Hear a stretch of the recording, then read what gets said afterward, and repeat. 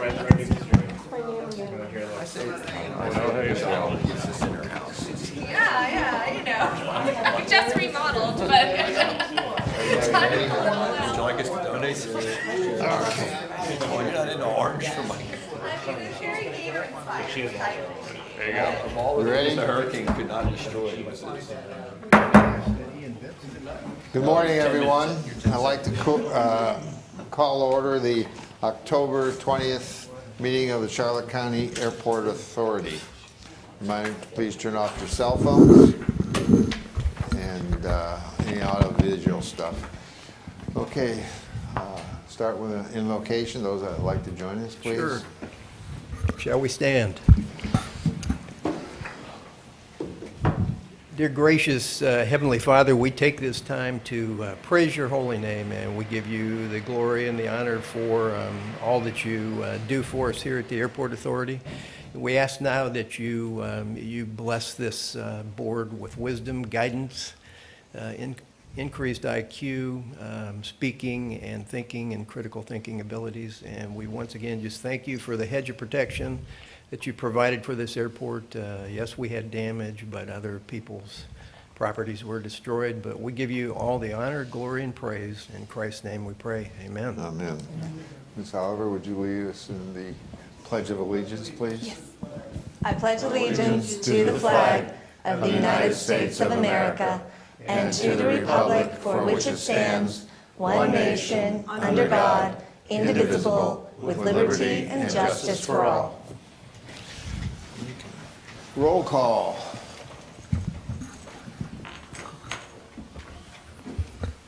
Good morning, everyone.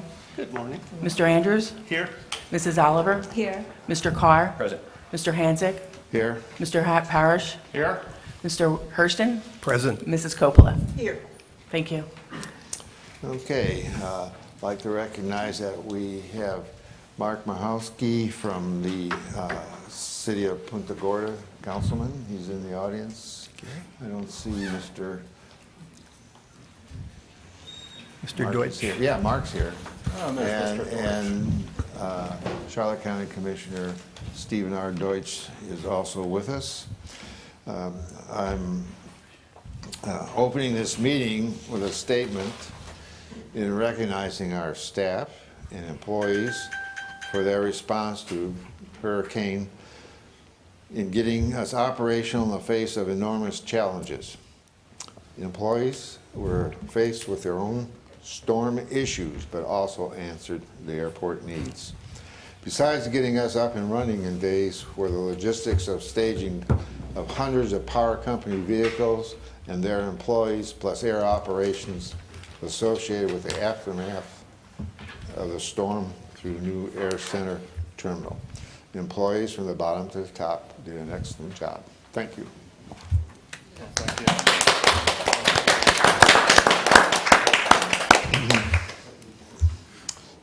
Citizens input. Anyone wishing to address an agenda item at the time, come forward, identify yourself. Moving on, item 6, additions I have, or deletions to the agenda. I'd like to add one 14F equipment purchase, and we'll discuss that when the time comes. Any objection to that? It'll be an equipment purchase. We have no employee service recognition this month. The plaques couldn't be produced in time, and our employees are at home resting. So. Okay, consent agenda. You've all had an opportunity to review the minutes, and there are proposals on the paving and staging area with a staff recommendation. Mr. Chair, I move approval that the board approve the consent agenda. Second. All those in favor? Aye. Aye. Opposed, same sign. Okay. Item 9 on the agenda, Secretary Treasurer's report. Mrs. Coppola. I'm going to defer to Mr. Parrish, please, for a report. All right, we can go on to our year-to-date review. That's kind of a year-end review. This is through August, well, almost year-end. August 31st.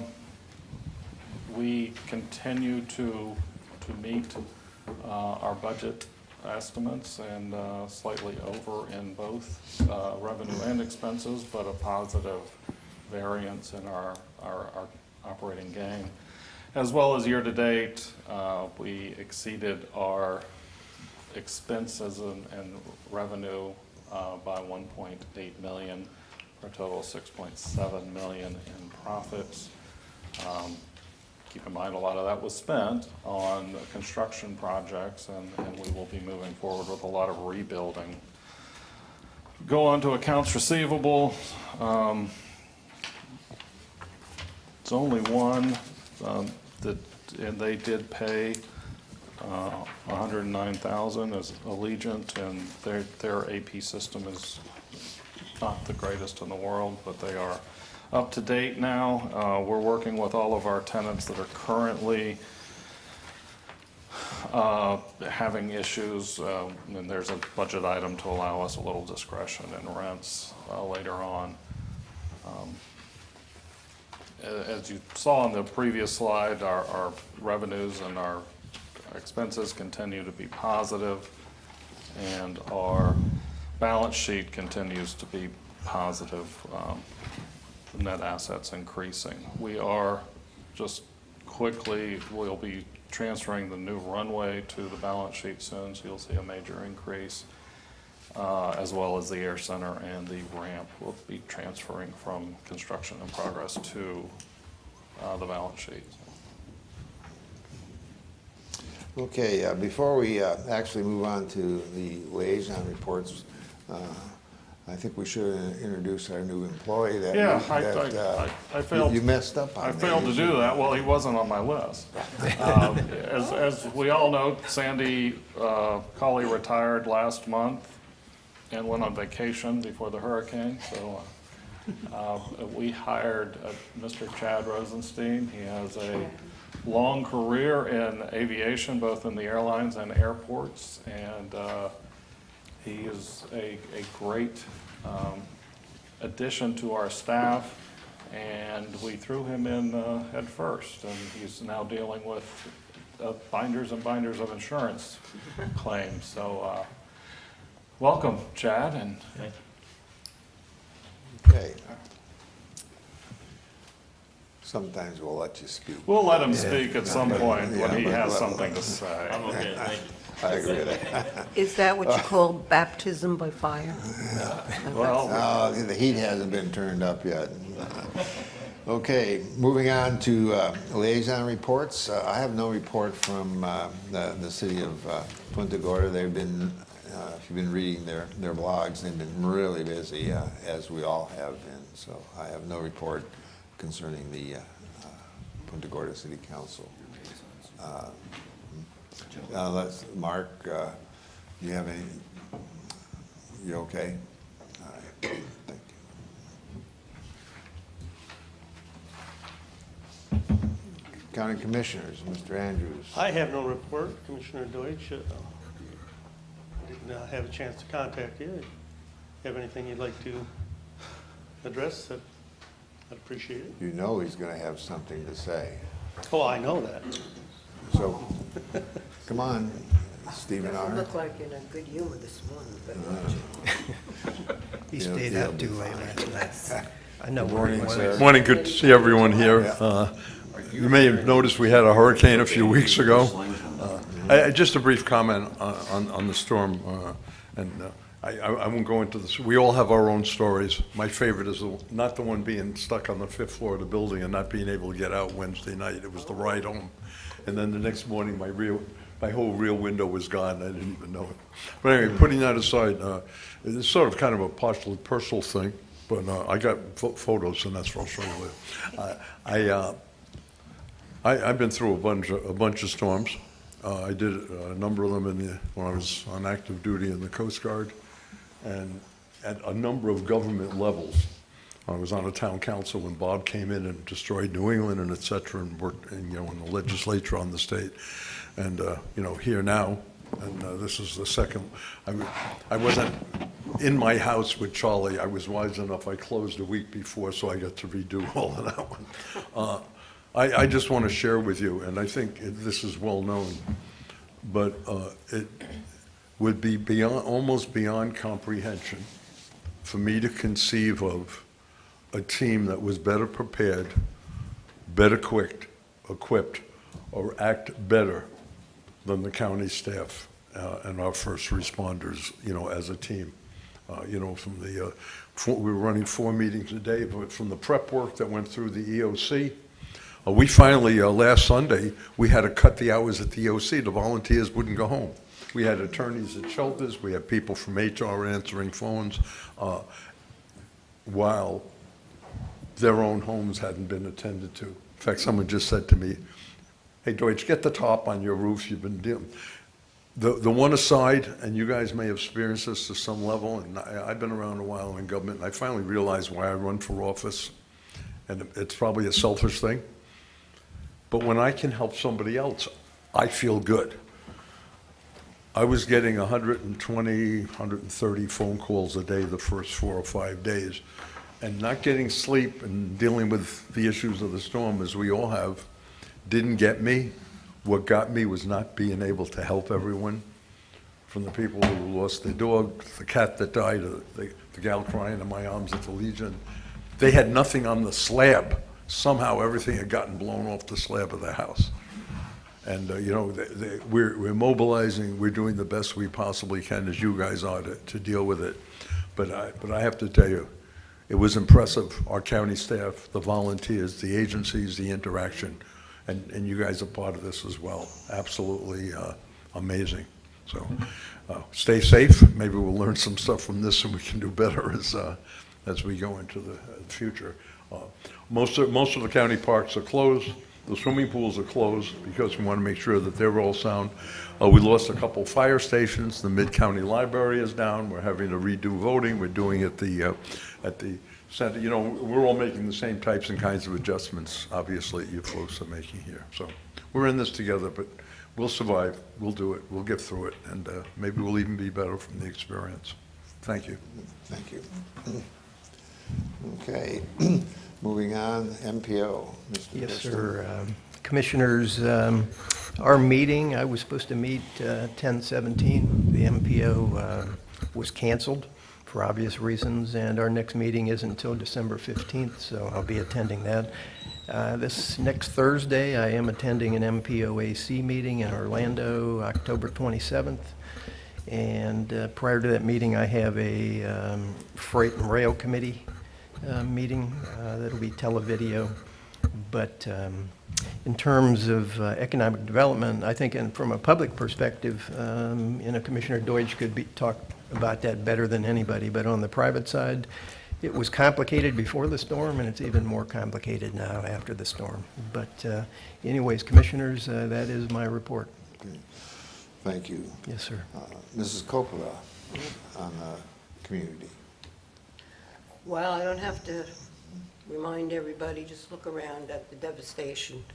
I lost my roof, all kinds of things.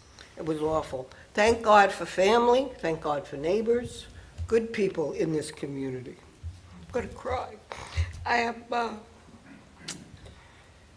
just gotta say, we all have our own stories to tell, sadness, goodness. And again, I say thank God for the people in this community, for their thoughtful and considerate and kind behavior, especially towards me who have no phone. So it's difficult to communicate in the world. And still waiting for the insurance company to knock on my door. So I've had a few who wanted to fix my roof that I was kind of leery of. But we'll get through this. I'll get through this. And thank God again for people that were here. Thank you. I'm sorry. Mrs. Oliver, anything on state legislation other than the election coming up? Nope, there is the election coming up, and I have been incorrectly stating that our legislative delegation meeting is in November. It's in January, because we don't know who our legislators are yet, so can't set the delegation meeting till we know who they are. So that will be in January. Otherwise, I've seen all of our legislators out and about touring the area. We've had legislators from all over the state here dropping off supplies, and they just, I really appreciate everyone who's been coming in here to help our area and our folks in their time of need. Okay, That's it. thank you. Item 11, our attorney's report. Well, Mr. Carter. you know, that old saying, what a difference a day makes? Well, that was certainly a day. Any event, I can tell you that a lot of the stuff that I reported on last month has changed dramatically as a result of things that occurred during that day. One thing that is good in this, I would glad to report that the city of Punta Gorda sent to me 2 days ago the actual utility agreement, the one that was under discussion that they had asked us to reconsider or negotiate. That's now been sent to us. They've agreed to the number that we've included. They've added one paragraph that I believe is acceptable, simply that we will grant them an easement over the specific area, and if there's ever a need to move the pipe in the future, that it will be at our expense. Mr. Parrish reviewed that, Mr. Ridnour reviewed that. Everybody's in agreement with that. I have responded to the city attorney, Mr. Levin, thanking him for his efforts in this regard, and asked him to get it approved by the city, signed and sent to us. And as to the form, I believe it's already approved except for that one exception. So we hopefully will get that back, and I'm glad that that matter is resolved. We have two major, what I'd say, issues that have been put on my plate because of the legal complexity to deal with. I've dealt with a plethora of issues post Ian, working with Chris and a number of other people relative to our insurances, et cetera, none of which we need to go into right now. But there's two things that have dramatically changed as a result of the hurricane. One is row hanger 2. This is the structure that we're looking to remove from a land lease for the purposes of constructing eventually a rental car, I said reception area of some sort, I'm not sure. Probably a QTA, quick turn facility. Quick turn facility. I have been in discussion with their leadership, which has been recently revamped, and we now have the leadership. I see Mr. Esch, Mr. Schwenk are here today.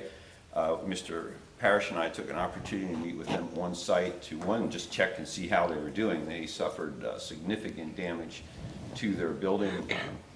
I wouldn't say I'm an engineer or construction person, but when I look up, all the doors are gone. 4 of the doors are gone. 2 of them are, I guess, just out of joint. It looks like the whole face of it has been pushed in.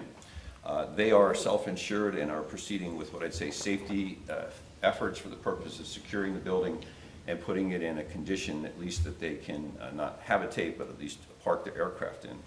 The whole issue becomes still, do we want to buy this building, and if so, and then put them in another building, and the valuations. I've had some very good conversations with them.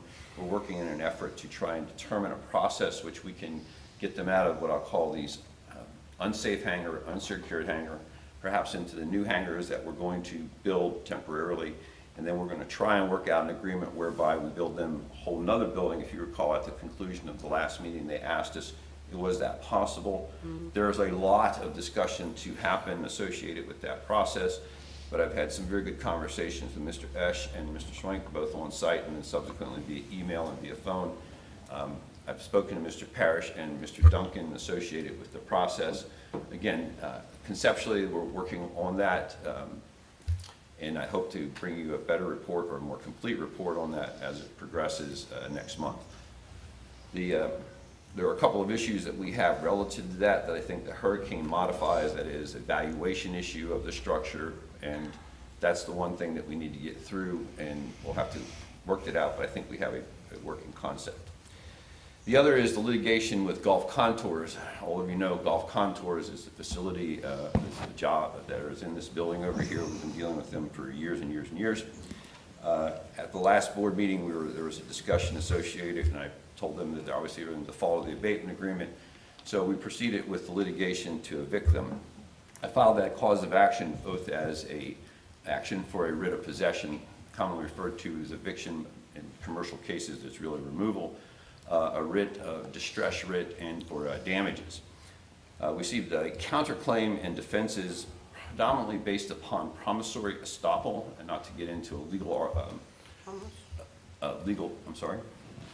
not to get into in-depth legal, but basically promissory estoppel is you promised you would do something, therefore you're stopped from being able to evict me. However, there's Florida Supreme Court cases directly on point that say promissory estoppel doesn't override the statute of frauds, which requires any commitment associated with real estate to be in writing and signed by two people.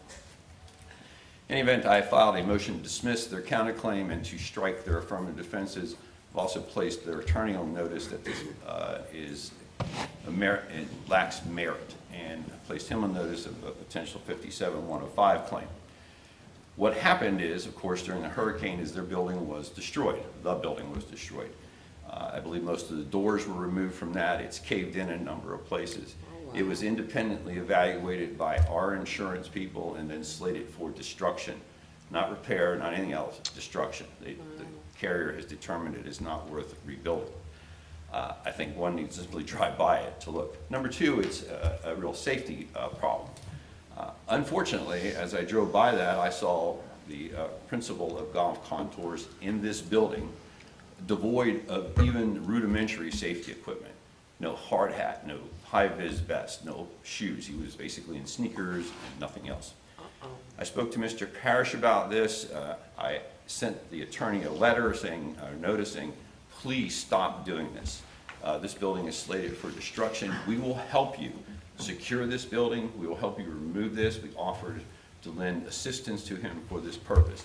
Just cease and desist putting both yourself and any employees at risk. That went unheeded. In fact, I was told that they were continuing to assert their right of possession. Well, go at it, but again, you're on firm notice here that you're putting yourself and others at risk of serious injury and death. Nonetheless, they continue with the process. Since that time, they have asked if we would agree to what I'd say abate the action again for the purposes of them selling off their equipment and surrendering possession of the property to us as of January 1. Remembering we're almost in November. I spoke to Mr. Parrish about that, and Mr. Parrish and I agreed that in order to avoid what I'd call the expensive litigation and again accommodate Golf Contour's request here to at least mitigate their damages and salvage their equipment, we would give them that opportunity. I sent them a settlement agreement, asked to have it returned by 4 o'clock yesterday. They wanted one modification, which I was agreeable to. Again, asked for it by 4 o'clock yesterday and didn't receive it. I am pleased to note that as of this morning, at some time early this morning, I received an email from their counsel signing this agreement. This agreement basically says that as to count one of our litigation, that we are entitled to proceed with getting a writ of possession. This is a court order telling the sheriff to put us in possession of this building. We are then entitled to take possession of the building by virtue of using law enforcement to protect us.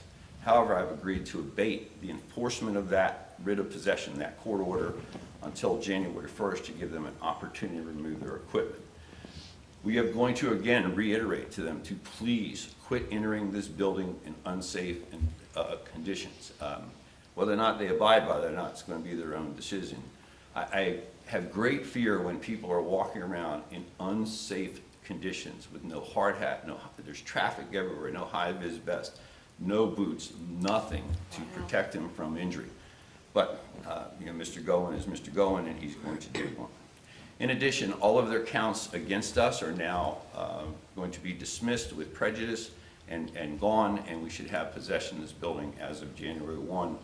And in the event that they should leave the building prior to that date, what will happen is we'll be entitled to take possession of the building, and they are aware that we are going to destroy the building. Should they not leave the building as of January 1, we have all of the property or any assets remaining in it will be deemed abandoned, and the agreement says that we have a right to remove it. So, that is the status of that case. Other than that, nothing's going on. 2 questions. Yes, sir. One concerning Golf Contours. Is there any action required by this board providing their continued occupancy or utilization of the building for insurance purposes through January 1. Well, as their lawyer was quick to point out to me, they have not surrendered their right of possession, and pretty much they're going to enter the building as they see fit. I told them again, in big, bold letters, and my email is very specific, if you do so, you're doing so at your own risk. We offered to help them do whatever they need. We had whole teams here standing by, ready to assist them with whatever they needed. They have refused. We cannot preclude them from entering a building that they technically still have the right of possession on. Why they would refuse that assistance, beyond me. But no, I don't believe there's anything we can do from an insurance standpoint. We have inspected the We building. don't need to do anything as far as allowing this to, your commitment on the January 1 deal. No, sir. Okay. Second question having to deal with the, I guess we call them the 207s hangers. It doesn't appear at this point in time that you guys are still in negotiation and there's no policy direction needed by this board at this point.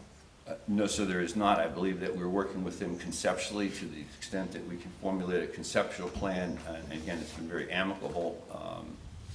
Now, and some, we were trying to kick them out of the nest that they have. Obviously, initially, there was some resistance to that. I think that we overcame that. The hurricane is now ameliorated even further, and everybody just wants to make the best economic decision on that. We're going to work diligently. Mr. Duncan and Mr. Parrish and I had a conference as they were coming back the other day, an extended telephone conversation about that. So we'd like to bring that back to the board as soon as we can. I believe Mr. Parrish has told me that he thinks that the new tent hangers can be done by April. But That's the plan.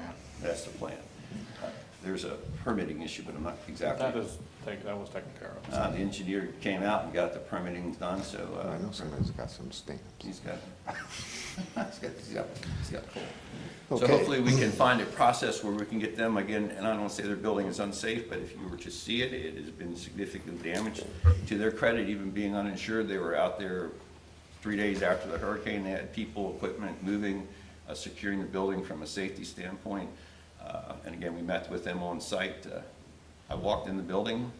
I wasn't real happy about standing there, but it was better than standing in the sun, but it looked fairly safe where I was at. Hopefully it'll be fully secured. I think that their purpose that they've explained to me that they'd like to do is get it to sort of carport status, is I think what they said, without putting the doors up, et cetera, so they can protect their aircraft. And then hopefully we can get something resolved between now and the end of the year. Okay, thank you. You're welcome. I don't know of any old business. I get to do my reports, don't Old business is before new business. I? Yeah, but the CEO's report is next. Oh. You're just gonna blow me off. You got I something wanted to get to the good stuff. Okay. CEO's report, development update. All right, so the development continues. I have purposely tried to keep Ron away from rebuilding and let other staff handle that while he continues with the plethora of projects we currently have. So we are in development of the Challenger Road Golf Course Boulevard redesign. That is on the agenda today. CTC Tech Aviation Facility is also on the agenda today. We are completed with the planning study. We're working on flight tracks and north side plan drawings. We have some completed documents there that we're starting to send out to potential tenants so they know what we're looking at for that area, as well as the rental car area that we just discussed. So next slide, yeah, we can, with terminal seating, construction on Taxiway Delta is about to start. We had our pre-con this last week, roadway network, that's what we just discussed. So we can go to the next slide. That's it. I do have pretty graphics in the packet, so you guys can see everything. There's a lot of stuff going on in the development area. We are working with the federal government on some bipartisan infrastructure projects, both in the entitlement phases of them as well as discretionary. We're moving some work forward. Most Notably, taxiway Gulf, which is the taxiway that connects the GA ramp, the new GA ramp, to taxiway Alpha and ultimately 422. That is starting work soon, or starting design soon. And then there's a lot of terminal monies out there that we're in for, as well as we're still working with the TSA on their inline baggage system and the terminal expansion associated with that. So there's just a lot of moving parts, and trying to keep it all together, and that'll continue, and I'll keep bringing that to you as the meetings progress.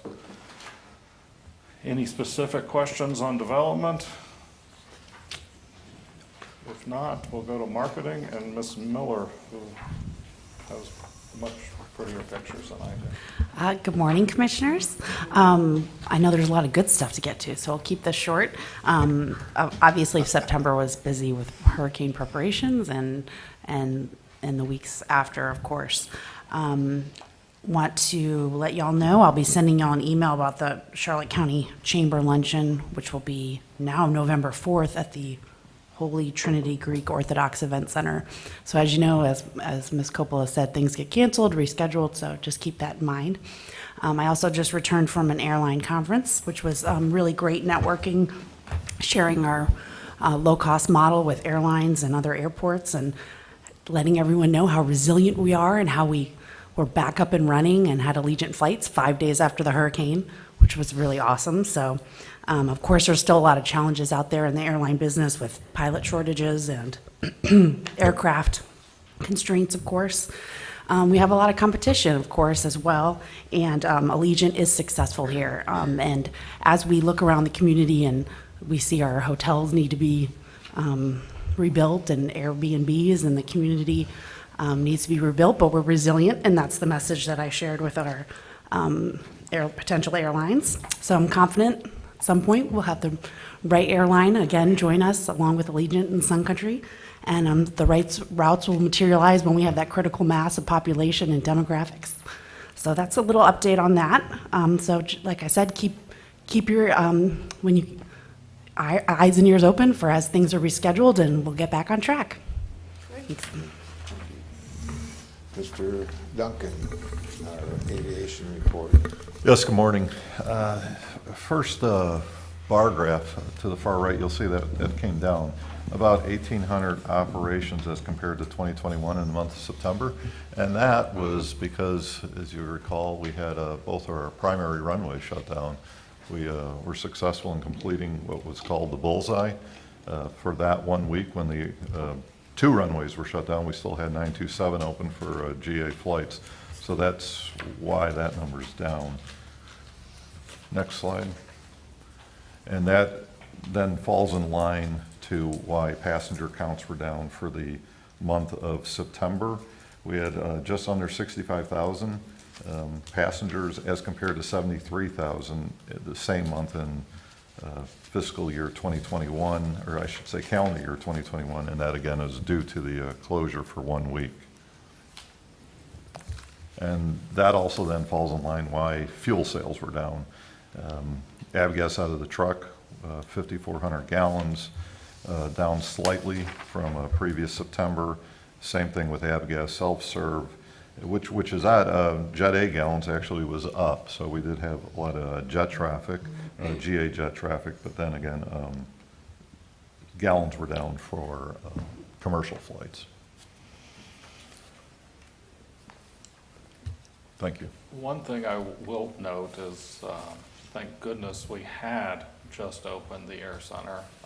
Our new 500,000 square foot ramp, which is about 10 times the space we had previously, was full for multiple days. We housed search and rescue. They had their entire setup here. They rented our conference room and operated out of here for a couple of weeks.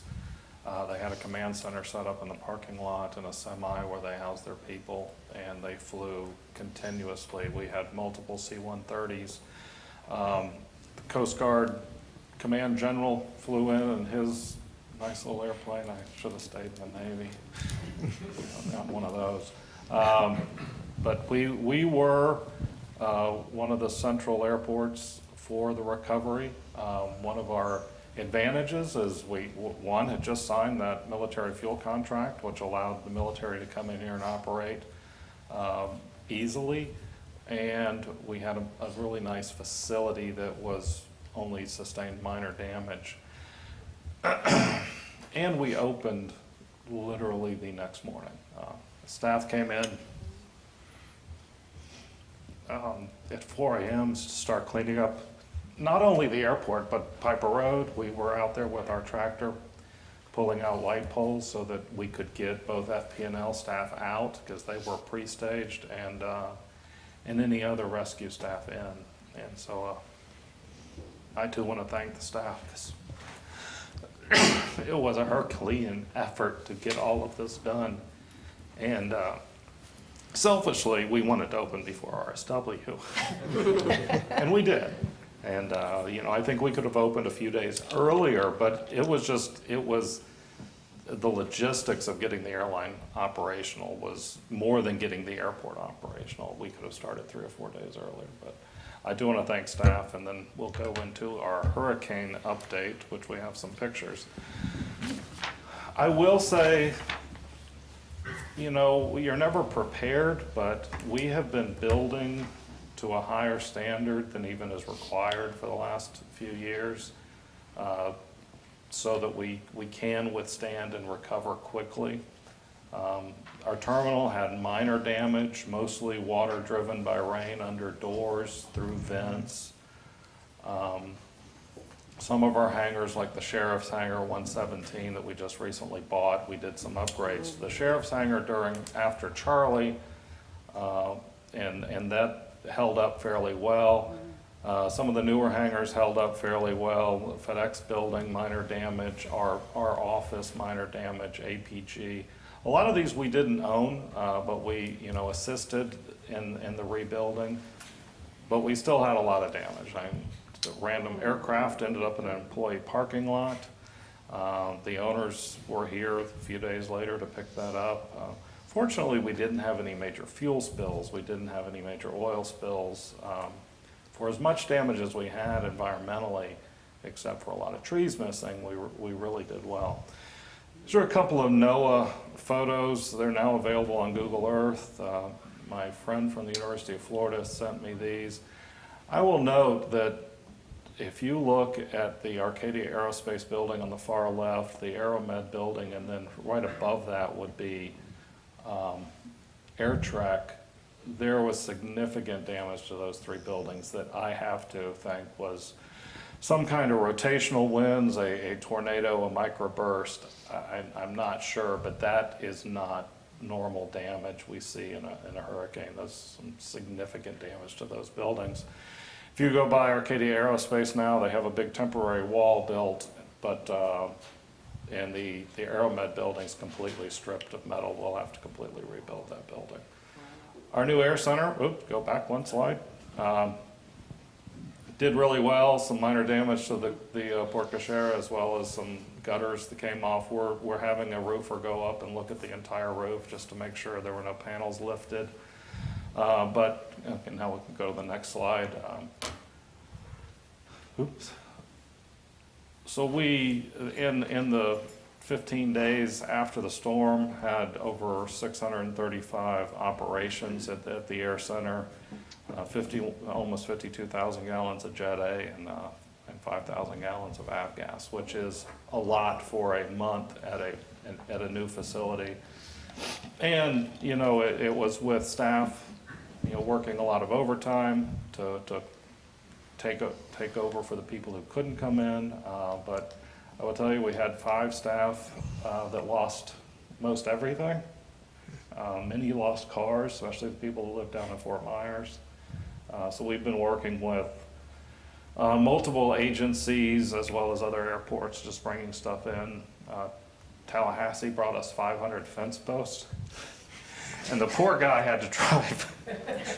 He got to Sarasota and then tried to go down 72, but that was blocked. I-75 was blocked. Ended up having to go back to Tampa, come across 60 to 17 and in.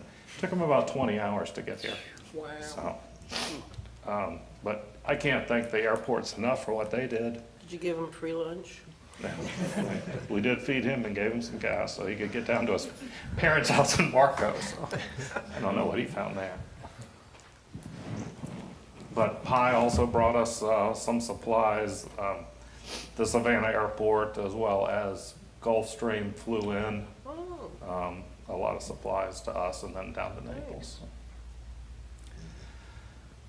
It's the team at the FBO, and that, as you see, is Naples Airport tug. They brought it up to us because our tug got wet and one of the boards blew up. So they put that on a flatbed, even though they were, I would say, significantly damaged. Their airfield had 2.5 feet of water on it. Holy They moly. sent us some pictures right after the storm that had white caps on the taxiways. So. But some more pictures of the Air Center. We brought some temporary tables in. We got food trucks there as fast as we could. That's the Gulfstream support team, as well as the people from Savannah Airport. Savannah Airport, after, and I wish I knew the name of the storm, they started a program called CDOG. And CDOG is a disaster recovery airport or a disaster recovery group that helps airports throughout the Southeast, and it's been duplicated in other areas. But the people at Savannah, probably, as much as we weren't sleeping, I don't think they were either, because they called me at all hours of the day. And we really appreciate what they did. And they flew down with Gulfstream, and that jet was packed probably to the limit of its capacity with supplies for us, and then they flew down to Naples from here, so we want to thank them. Again, the ramp, we couldn't have done this without the new ramp, the C-130s from Clearwater.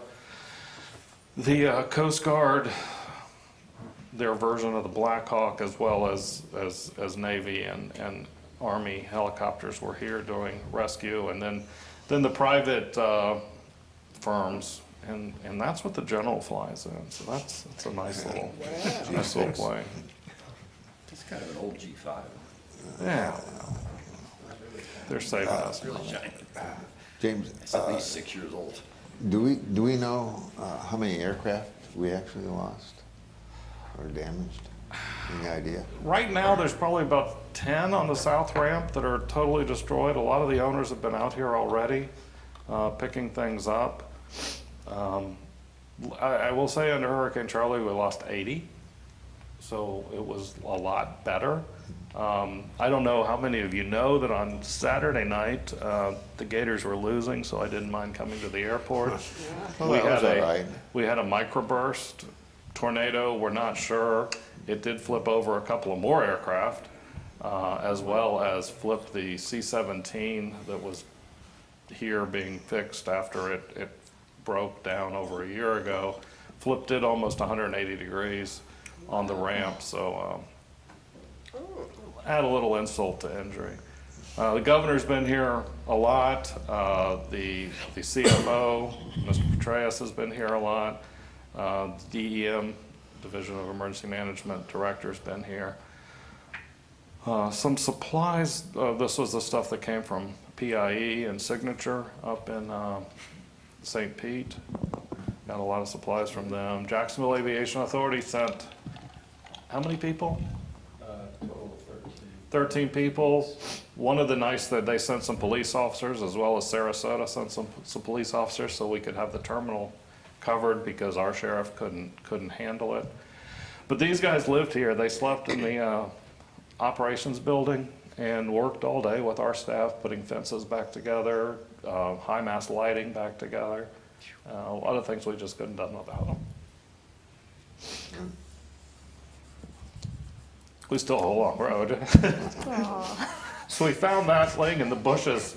Since then, I think the R's fallen off and the A's fallen off. So we have a lot of little things to fix. We are working tirelessly with our insurance staff, and I've moved out of the back of the building. I don't know where I'm living right now half the time, but that's where Ray and I set up camp for the better part of a week and a half. And we're here, 24 hours a day, taking care of what needed to be taken care of. Just a few more pictures. I'll note, that building, the 3 units to the left had spray and insulation. This unit had spray and insulation. The 2 next to us that lost the roof and the back wall did not, and these 2 on this side did not. So there is something to be said for, and it's anecdotal. I talked to the University of Florida researcher who was here, and he said he might think about doing a study on spray and insulation to see how it affects the roof structure. Because I think it definitely tied everything together to keep individual panels from popping off. So interesting to note. That's the 207 building that Attorney Carr spoke of. You can see how their doors were heavily impacted. Now the building to the right, which was built before them, hardly any impact. So This is what I refer to as row hanger 2. Yeah, row hanger 2. The pulsifieder building right next to our office, heavily impacted, and you can just see the force of the winds pushing against those high walls, just push the walls in, push the purlins up. The structural failure is pretty significant. That happened at Supertrack, that happened at Arcadia. I don't think that happened here. I think that was a tornado. AeroGuard lost their office, they lost all their aircraft. They're actually looking at what are their options for moving forward. AirTrack, again, had some significant damage, but Daryl was really, our attorney Carr, brought his cars here so they didn't flood at his house. This is the second time he's done that. Yeah, during Charlie, it was in the small hangar to the left, which the ceiling collapsed and punched holes through my Corvette then. But because the news was telling us that we were going to have this massive storm surge, and I happen to live on the river, despite that my house is built like a bunker and underneath, I decided to bring my classic 59 Corvette and put it inside the AirTrack hangar because it doesn't have a roof. You can see what happened. It was parked right under where this roof is missing. So it's that car, the Haggerty's wants to total it. I'm not going to let them do it, but in any event, that car has significant damage. On the left-hand side of AirTrack, I parked my blue Corvette. I parked my wife's classic XLR and my mother's car. For whatever reason, some microburst decided to come tear apart the AirTrack hangar and the one behind it. Fortunately, most of their jets and aircraft were minimally damaged to light aircraft beyond repair. You can see some of these aircraft over on the left. The gray one, just as a matter of course, is actually a donor aircraft, which they are parting at. I would note that Mr. Parrish is an intrepid soul because he came out here during the eye and sent me a picture of my Corvettes, which immediately resulted in me coming out here. And we worked our way out here. My brother was with me, Wayne, and we went into the hangar. And of course, I was really upset on my Corvette, but his jets were just covered with all this stuff. And 2 very intrepid firemen came down and said, "What in God's name are you doing here? You need to leave." So, after surveying the damage, we left. I would note one of the interesting things about this, not to go on about it, was this was the damage after the hurricane, but there was significant damage before the wall. Before the eye went over. When you came back after, you could tell that it had gotten even worse, that something catastrophic had hit AirTrack. What did you call the one behind it? Aeromed, and had pushed in the wall of the, what's the next one now? Arcadia Aerospace. Okay, most of that damage hadn't even happened before the wall went through. So whatever happened in this area, it destroyed a lot of nice cars. Oh, and some planes and hangars too, but anyway. Oh, jeez. Yeah, I told Dana and Wayne that I will attest that that plane with a door on top of it was perfectly flyable prior to the storm, but no, I think they lost 3 aircraft, but significantly, there's significant limited damage to their larger aircraft, fortunately. Everybody participated in the cleanup. I see that. Wow. And unfortunately, that hangar, if you go by today, is just a shell, and will have to be completely rebuilt. I was describing to my brother Lester how I'd blown the doors off the back of that. He said, no, Darryl, there weren't doors. It just blew the wall out. So thanks. Yeah, Arcadia Aerospace, that significant damage to that building.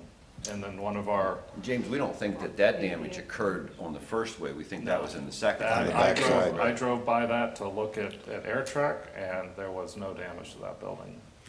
So that happened at the second after the wall I went through, and that wasn't that way when I came out during the eye. Yeah, and we lost, how many feet of fence? Down probably 5,000 feet of fence. Yeah, so a mile of fence. Most of the fencing material was still there. We got that back up with the help of the guys from Jacksonville and the supplies from Tallahassee. We're still putting up barbed wire. We're still working under some change of conditions with the TSA. But as you can see, this is days after the storm, and we have people out there working. How did the tower make out? It looks fine. It lost a couple of air conditioners, but it came through. The structure? Structure's fine. Wow. Lights are back on. And the lights are, yeah, Really? so, yeah, that's another thing. Saturday night, we lost power again. Generators kicked on as they should, but our runway lights did not come back on. Our taxiway lights did, but our runway light didn't. Bo Fisher and Chuck and I were out at the vault and found a tiny little fuse that had blown in the runway circuit board and got that back operational about 30 minutes before 3 Allegiant flights were inbound.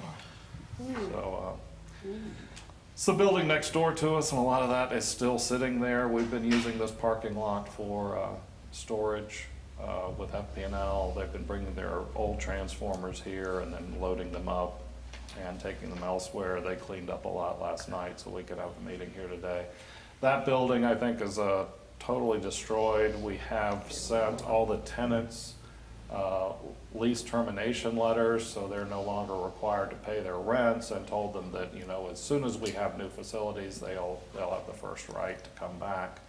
But just want to give them the opportunity without the requirement to come back to find another location. Is there any value in the recycled aluminum or anything like that? Well, we're piling it up on the airport, and the insurance company will have someone come in and take it. There is some value. I will tell you, values probably plummeted on steel and aluminum after something like this, because there's a lot of it out there. I could go on and on. We're working with our insurance company. We have about $46 million in coverage. I think we're somewhere between 20 and 30 million in damages. We're just going through building by building now. We're really close to the end of the drying in and cleaning up stage, and their structural engineers are out here.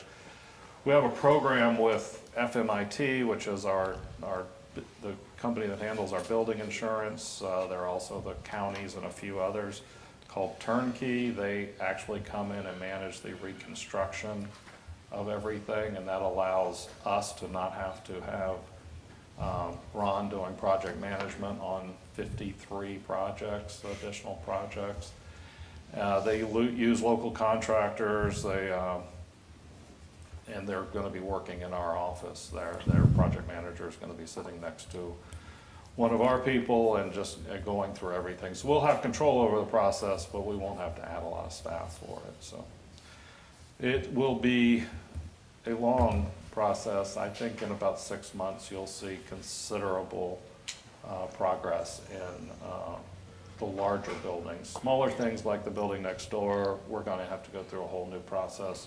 of engineering and permitting since that was completely destroyed. And we're still having some issues with the IT in here. This building, everything on the other side of that wall was destroyed, including that wall, the soffits, the ceiling tiles. So they have done a lot of work to get this back operational. And now we can go to new business. New business. And hopefully I've said enough that my review is better than. Maybe he said too much. Maybe I said too much, I'm sorry. Okay, first item on new business is the annual evaluation of Mr. Parrish. I'd like to make a couple of comments before we get into it. Like all industries, the airport industry is having difficulty finding employees all the way through the spectrum of an organizational chart, especially as you get into the management and administrative positions. So there's a void out there that people are moving. And I know this because I'm still on the periphery of this. I think, which is unusual when I first got on the board, is that the annual evaluation of the CEO is held in a public meeting. So with that as a requirement, each one of the airport authority members had a packet to review the performance of the CEO. There were 10 different evaluation points, and points were assigned to them. And then there was a consolidation of all the reports, and they go from basically from 1 to 5, 5 being excellent, and the excellent category goes from 4.6 to 5. The board average for his evaluation for this past year turned out to be 4.6, which is in the range of the excellent category. And I think people have to realize that not even withstanding the effort with the hurricane, we've had a very successful year from the standpoint. We've received a number of industry recognition and awards, all due because of our excellent staff. So with that, I want to open up the conversation as it relates to his compensation. So I'll mention that I've done some industry research on it. I know what the salary ranges are for airports our size on various measurements, by size, by budget, by employees. There are different ways you can sort these things. And I will mention that with all the data that's available, that was just done back, I believe in the seventh month of this year, they all indicate that our current CEO is somewhat underpaid, and we're looking at 8.2% increase in the cost of living. Now, his contract does have a renewal of 2.75%.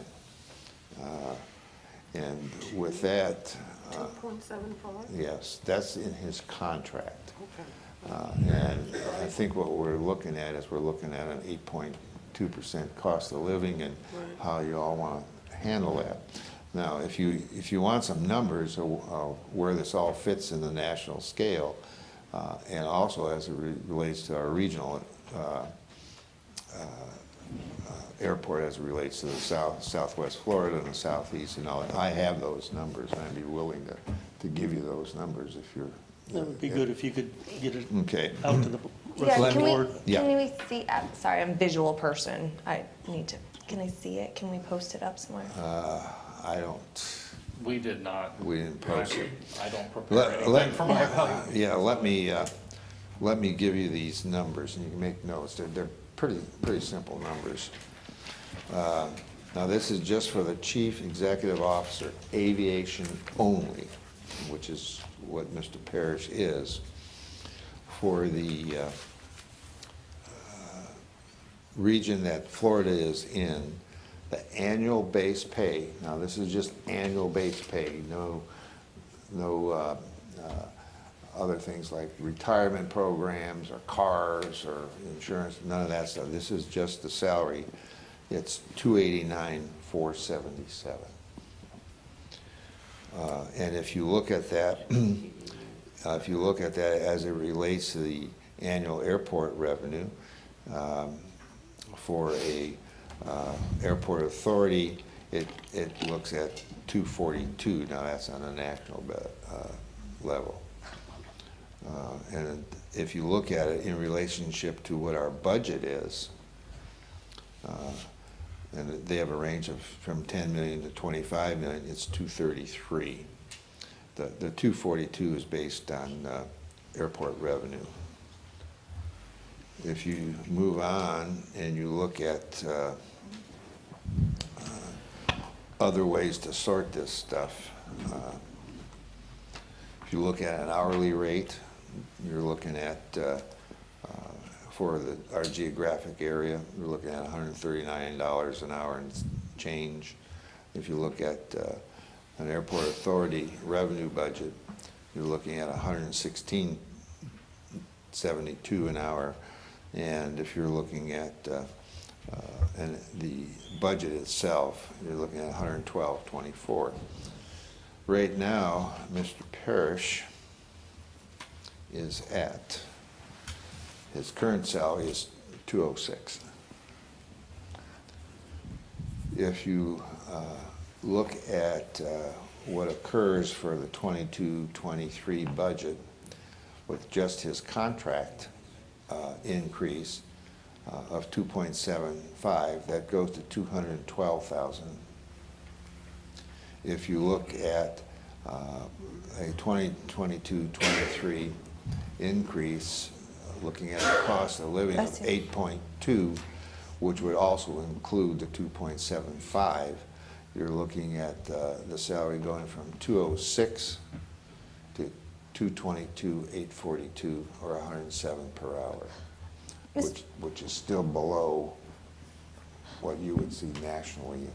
And I'd be happy if you want to see. Yeah, Mr. Chair, I fully agree we should address this. I don't want to do it on the fly. I don't have any of these materials, and I want to do it right and do right by Mr. Parrish 100%. I'm happy to hold an emergency meeting to discuss this so we don't have to wait until November.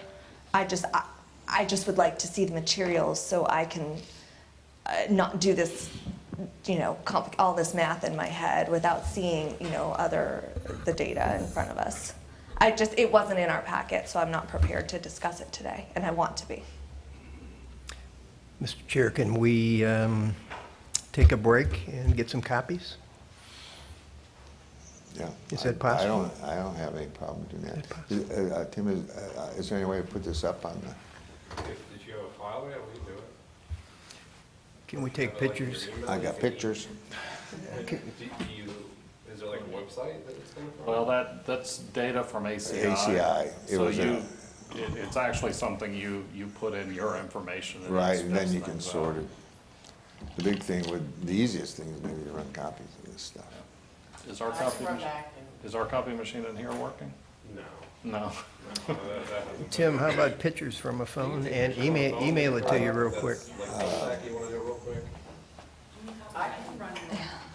Well, you need. 3, 4, 5, 6, 7, 8. You want to go on to item B and then? Yeah, why don't you do that? 10. We'll come back to this. Okay. We can come back to it. Okay. Item B, request for board approval to, with the CEO to abate rent, tenant rate for those that have had damage to their facilities. Yeah, and for those that are current. Yeah, I just want to give staff and myself the ability to negotiate with tenants without bringing it back to the board for reasonable rent abatements due to damage. I'd like to keep as many tenants as possible, so I think this would be, you know, one of the ways to do it. I just need the authority to do it without bringing each individual item back to the board. Obviously, we're going to look at our budget moving forward, and that would be one thing we're going to have to report back to the board on as well in the near future. Mr. Chair, I'd like to make a motion that the board approve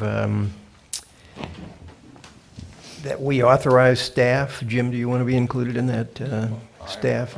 Yeah, part of staff. Okay. Authorize staff to exercise discretion for current tenants in good standing to provide rent abatement for hurricane damaged facilities that are unusable, as described in our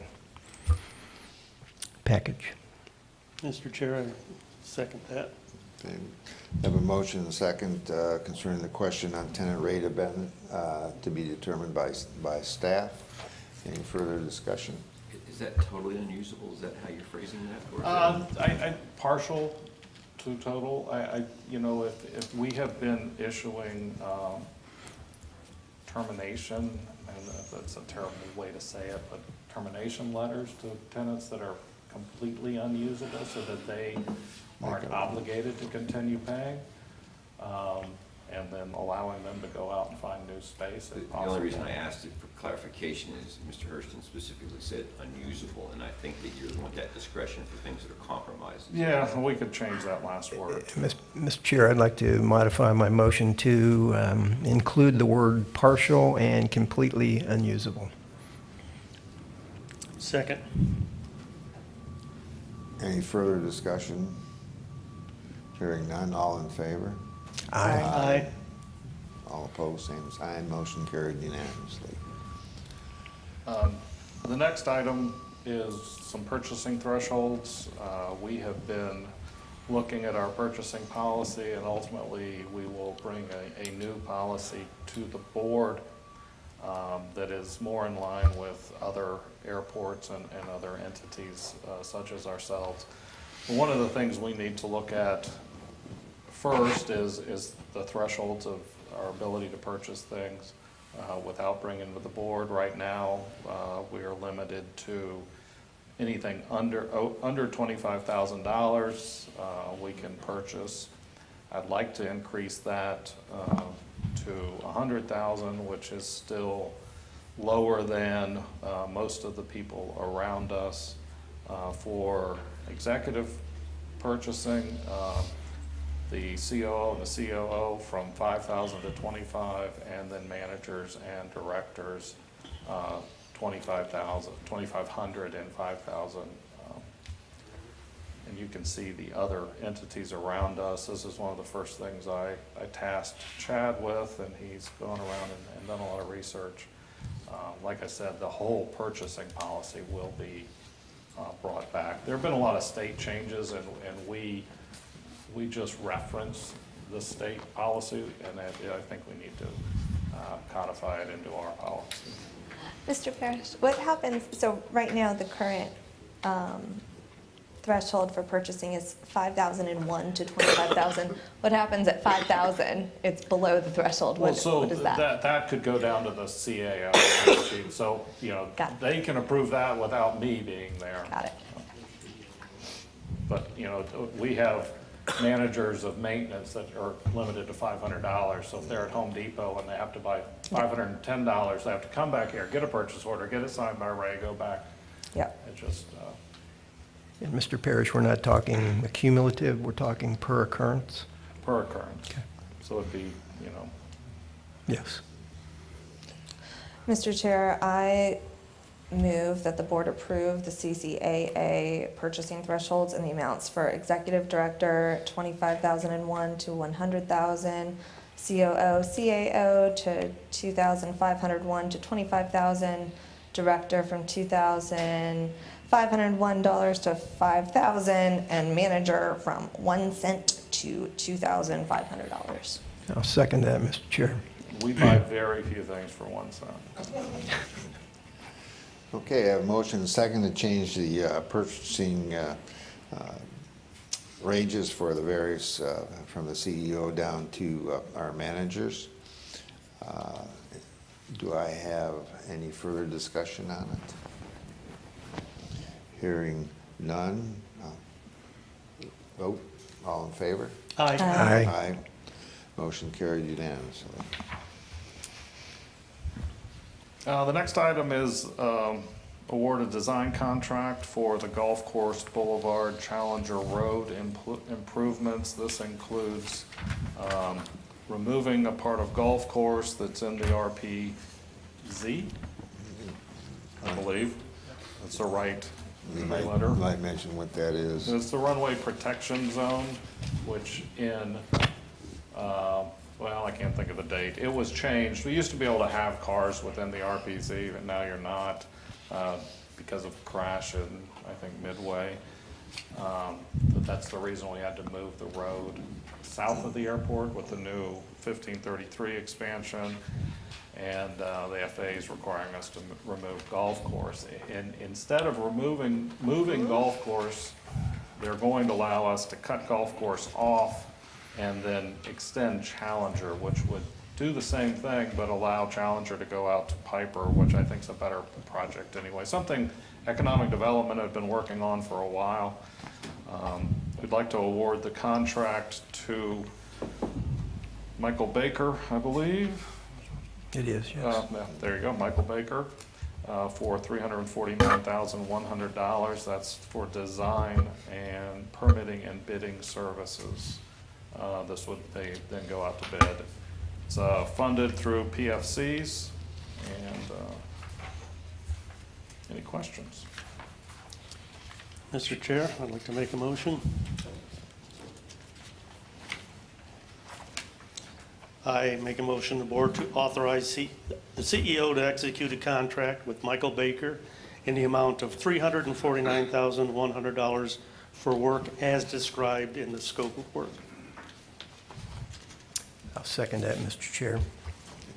I have a motion and a second to have the CEO engage Michael Baker for his services, for their services in Golf Course Boulevard and Challenger Boulevard Road improvements, and award a design contract to them in the amount of $349,100. Any further discussion? Mr. Chair, I'd just like to say I'd like to commend Michael Baker and Mark on this. Is an excellent scope of work. Just unbelievable. It's very good. That's it. Thank you, Mark. Okay, all in favor? Aye. Aye. Opposed, same sign, motion carried unanimously. We are currently out for request for qualifications for the CTC Tech facility. That is the new hangar and classroom facility that we are under grant to construct for $3 million. I'd like, if the board so chooses, to have one board member on the selection committee. Jim, is that architectural, structural, or is that, are we talking land development, or both? It's both. It's both. Site and facility design, architectural engineering. If anybody doesn't want it, I'll take it. I've got some Mr. experience. Chair, I would recommend that we assign that to Commissioner Hurston. Fine with me. I don't mind, but I would like to say that last RFP, I had a tough time fitting it in. Real tough time, but, I have no problem with it. I have assistants over here on my left that keep after me. No problem. Okay, if you No want. problem, sure. Glad to help. Okay. So item F, and I wish I had more copies of this, but we had multiple items, and we've just been inventorying everything as we move forward. Equipment that was damaged, most of it's not totaled, most of it's reusable, but it's going to take time at the shop. And with the supply chain issues, I don't know how long it's going to take to repair. So we're looking to purchase a new 96-inch mower under state contract, a Kubota tractor, which is one of the large tractors we use for mowing. Ours, it had some significant damage, and we're talking probably 6 months to get it repaired. from a government contractor, Sourcewell, a skid steer that is currently in our budget, under state contract from Kelly Tractor. One of the things that is not budgeted, but is something we're finding ourselves renting right now, is a lull to pick up steel, to pick up aircraft. We have a state contract price for that, and then 2 work trucks. And Lord, work trucks have gotten expensive. We do have multiple prices from Chevy and Ford. We found 2 2,500 Chevys. So I would like to get permission to buy all those. The total is about $446,185.20.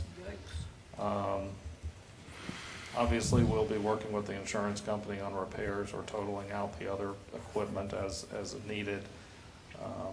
But I think for operational continuity, we need to go ahead and get a lot of this stuff before someone else does, so we can continue mowing grass, we can continue cleaning swales,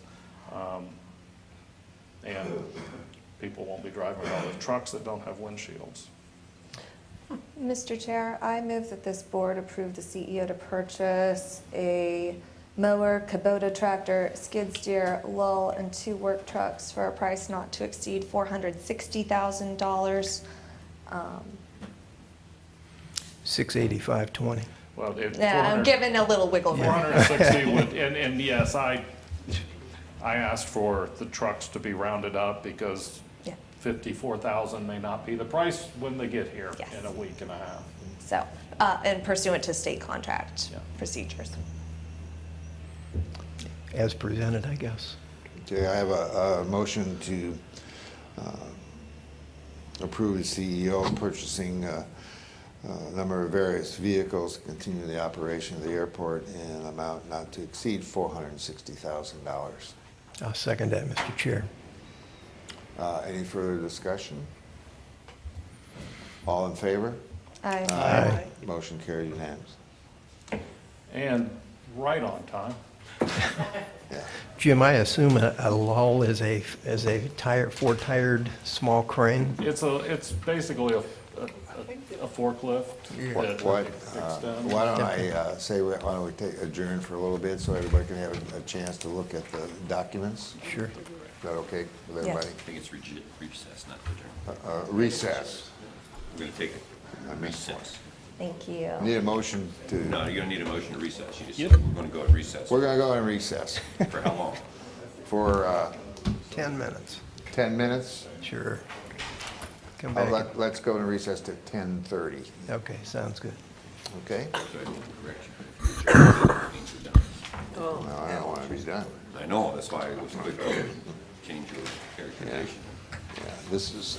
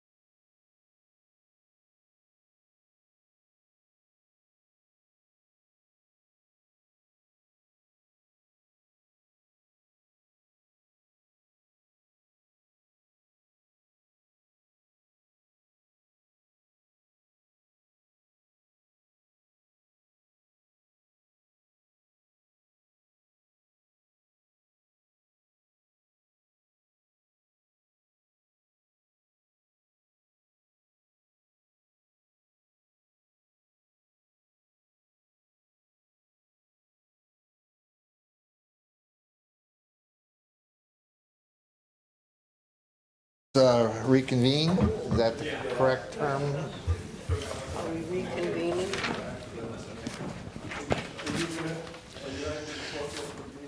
Okay, we're reconvening the the October meeting of the Charlotte County Airport Authority.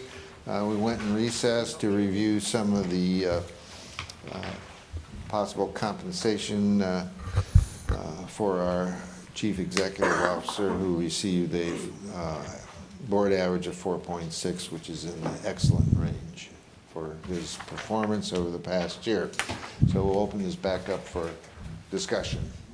We've had documents presented that showing salary ranges that was provided to us, to me, by ACI, which is the Airport Council International North America, with different ways you can sort it and see what the competitive airports are paying.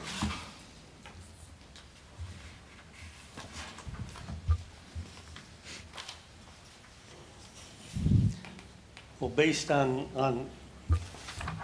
your looking things over, what are you recommending? I would say, if you take his, Council, can I have that, my notes there? If you look at, current base salary is 206. His contract includes a 2.75 annual increase. The CPI, last number I saw was 8.2%.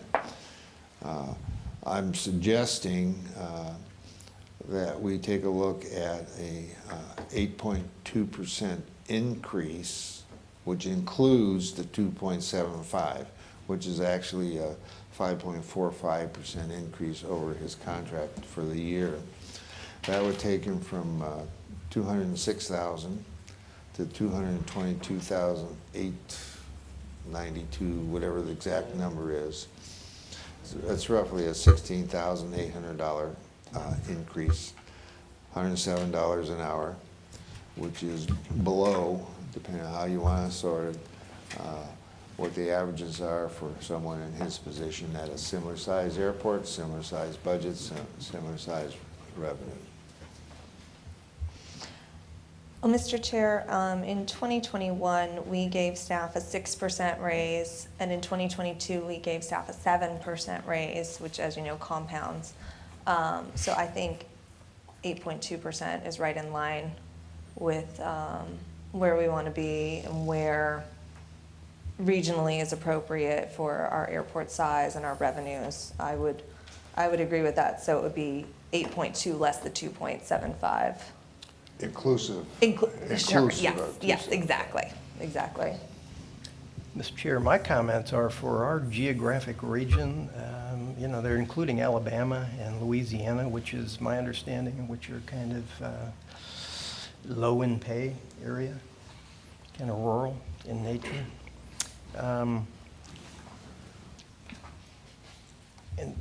that annual base pay of the $289, I mean, we are the third fastest growing airport for our size, I think, in this country, as best I can determine. But I propose that we average the 206 and the 289 and look at that average rate of pay. I mean, I think we have the best CEO in this country, and I think he should be other than some that compensated may for be it. retired. You guys catch that one? Yeah, I caught that, sir. 8.2. Name dropper. Yeah. But so that's my recommendation, to average where he's at with the base pay for our region, and let that include any cost of living other than what's already in his contract at the 2.75%. We got our, you're talking just around 289 and 206. It works out to 247.5.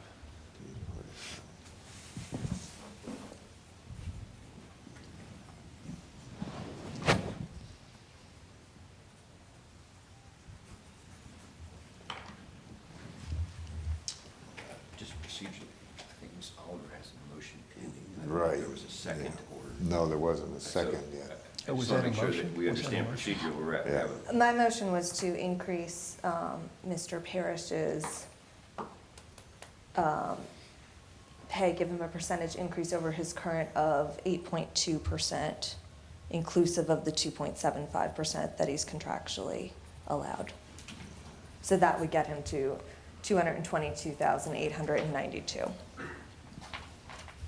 So that is the Yeah, pending motion. that's the pending motion. And you're- We're looking for a second for that, and then we could go into discussion. I'll second the motion.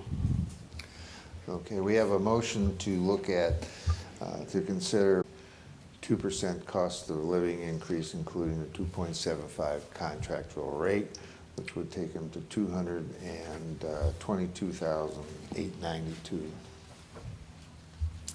Mr. Chair, Any further discussion? discussion, thank you, Mr. Chair.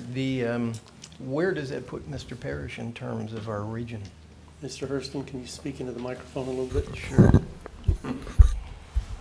Mr. Chairman, where does that motion, the 222,892, I believe, where does that put Mr. Parrish For our with respect to our region?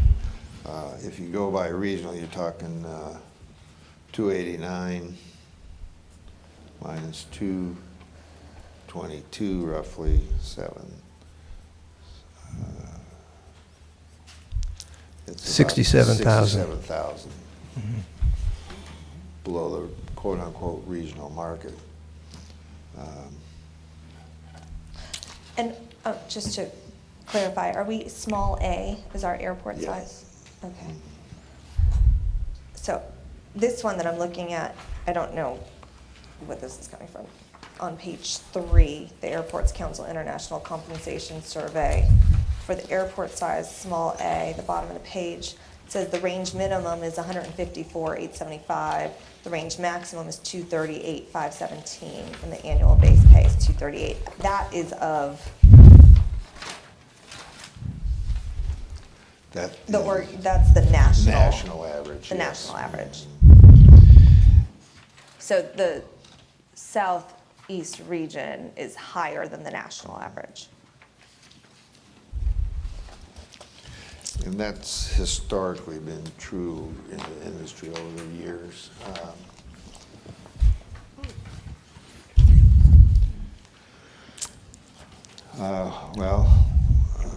If there isn't any further discussion, I'll call for the vote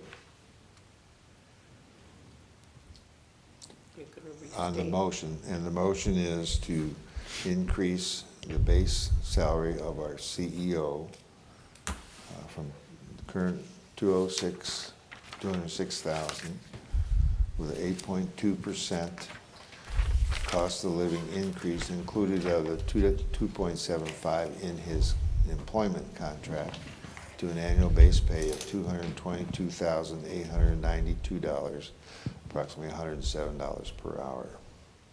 All in favor? Aye. Aye. Aye. All opposed? It was unanimous, I guess. That's unanimous. I didn't hear. Oh, sorry. Okay. With that, congratulations, Mr. Parrish. Keep up the good work. I want to thank the board, and we will. The staff works hard, and I appreciate the recognition. Okay, any public comments? Anybody that wants to address the board?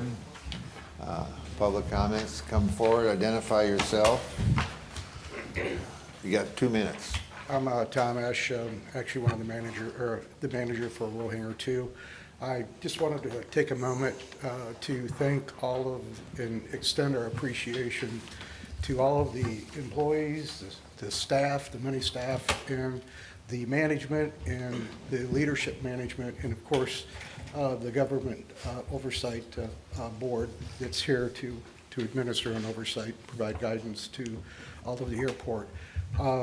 Through this whole process, the planning that you did in advance of the hurricane in preparation for it, years of work to do that, it's impressive, and I think we've seen some beneficial result of that the cleanup efforts and the restoration efforts are commendable as well.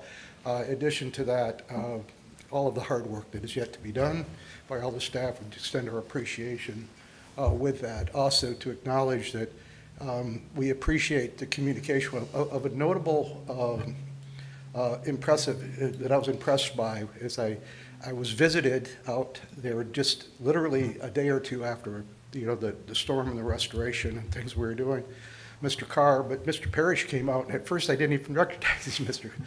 Parrish, but sleeves rolled up out there, assessing what's going on, communicating with us as constituents and owners and basically members of the airport community. So I was very impressed with that. So thank you all, for that effort and the much work that is yet to be done. Beyond that, with regard to the row hanger 2 and the discussion and negotiations, I do want to take a moment to recognize Mr. Carr in the communications that we've had. It's been very productive. He's approached this as a problem solver, very intelligent, capable individual and professional that I've appreciated working with. So I just wanted to tell you thank you, everybody, very much for that, and that I feel fortunate to be part of the Punta Gorda Airport community. Thank you. Thank you. That was very nice. Anyone else wish to address authority members? Mr. Chair, if I may, I would like to speak as CEO of Ambitrans, take off my board hat and put on my You gotta Ambitrans go over hat. there. No. You're not going to be able to hear me. No, you don't have to go over there. Put it right back on then. As many of you know, I'm CEO of Ambitrans Ambulance. We run a non-emergency ambulance company. And so we don't do 911 rescues. We transport patients from hospital to hospital for higher levels of care or from hospitals to nursing homes. Well, it turns out that our dispatch center is located in Zone A, which is a red zone and mandatory evacuations. So we had no place to put our dispatchers, and the airport was so gracious and let us come in and utilize the air center. And we were able to continue operations through the storm, immediately after the storm. As many of you know, we lost a lot of hospitals in Lee County. They became completely unusable due to no running water. Fawcett lost its roof. Englewood lost its roof. It was really bad out there. And we, Charlotte County, were basically on an island for the first couple of days following the hurricane before all the state and federal resources came in. And so we were on our own, except that we weren't, because we had the airport, we had Mr. Parrish, we had Ray LaRoche, we had Gary, we had Tim, we had Darren, and the entire airport team there had our back so that we were able to safely move patients, even when the roads were closed down and there was no fuel to be found. They kept our ambulances going. I can't thank them enough and let the entire staff know how much we appreciate it, how much your work saved lives. We were able to, there's a children's hospital down south that was just not operable, and the out-of-state resources stopped running at 7 o'clock at night. And so we had a 1-day-old baby in the neonatal unit. Oh. So we picked up the team from Sarasota Memorial Hospital, brought them down in the NICU truck, picked up that baby, and then on our way up 75 shut down. So they rerouted everywhere, but honestly, it's because of this team that we were able to do that, able to maintain communications, able to safely house our ambulances so that they weren't flooded and they were operating. And I can't thank you all enough.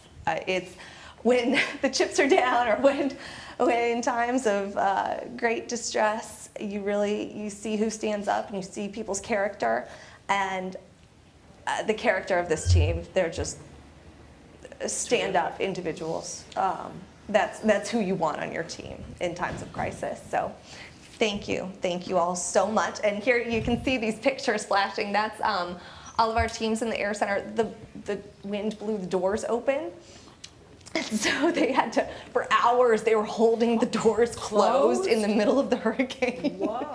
So I would gently suggest that perhaps we, reinforce those doors during our efforts. But it was just, I think, was it Ray? Was it you that went out in the middle to get sandbags during the eye? It was Josh and Mr. Parrish. Yeah, to get sandbags so they wouldn't have to keep holding the doors. I want to give a little shout out to staff too, because while we lost power at about 10:30, 11, we never lost internet. Never. And don't know how that happened, but I'm going to say it's because staff has a really verbose failover method that we have kept multiple internet providers so that we can keep things going.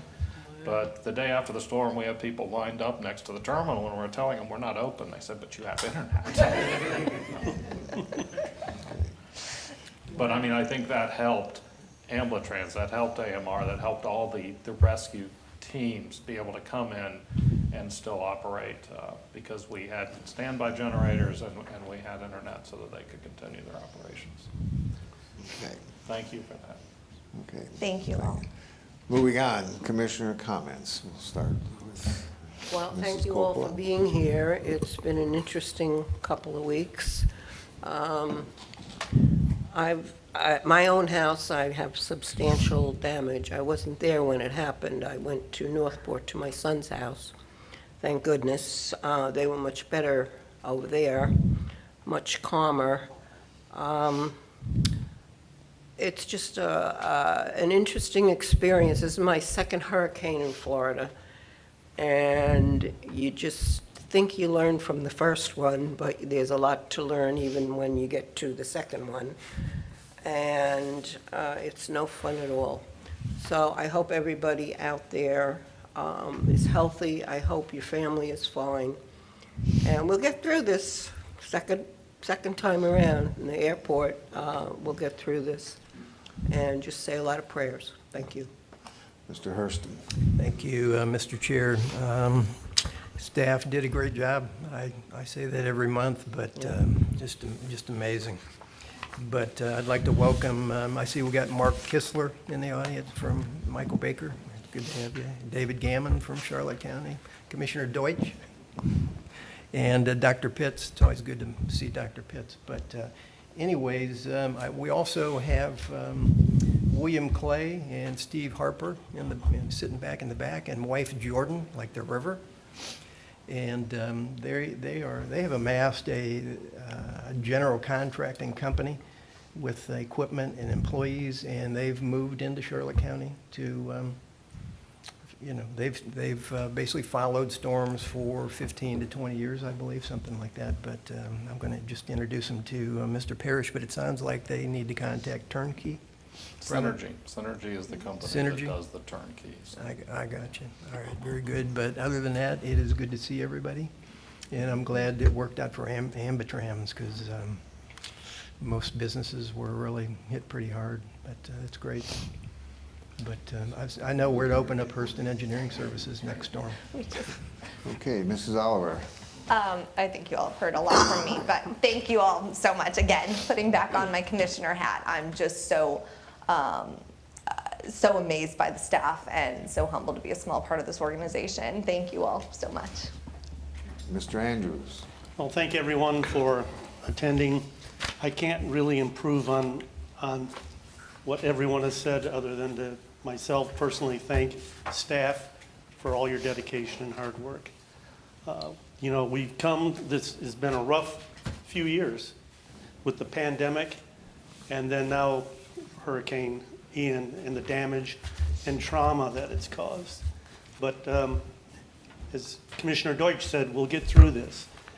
And for those who may be experiencing trauma, I would recommend seek out, there's resources out there to address that, and I would encourage people to seek out any help or assistance that they need. Again, thank you all for coming, and thank you all for everything you've done. Take care. Okay, and I'll echo everyone's comments. I will make, I'd like to make everybody aware of the young lady in the back of the room with the yellow outfit on.